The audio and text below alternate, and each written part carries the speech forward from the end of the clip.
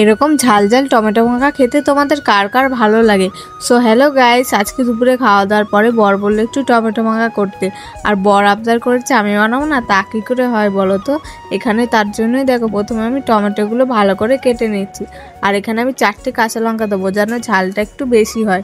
তারপর আমি একটু বিট নুন দিয়ে দিচ্ছি। আর জানো তো, প্রতিদিন দুপুরবেলা খাওয়া দাওয়ার পরে মনে হয় কি একটু ঝাল ঝাল কিছু খাই।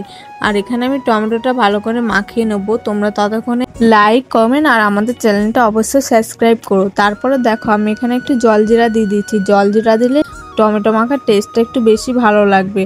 আর আমি আমার বর তো এইসব মাখা খেতে বেশ ভালোবাসি। তোমাদের কার কার ভালো লাগে অবশ্যই কিন্তু কমেন্ট করে জানিও। তারপরে দেখো আমি এখানে ভালো করে টমেটোটাকে মাখিয়ে নিচ্ছি। তো টমেটো মাখাটা তো দেখে আমার জিভে জল চলে আসছিল। তারপরে শক্ত ছিল বলে টমেটোগুলো আমার বর একটু মাখিয়ে দিল। তারপরে দেখো এখানে আমাদের টমেটো মাখা হয়ে গেছে। আমি একটু খেয়ে নিলাম, বেশ ঝাল হয়েছিল। টমেটো মাখাটা খেতে দারুণ হয়েছিল। খেতে খেতে আমার কান থেকে ধোঁয়া বেরিয়ে গেছিলো।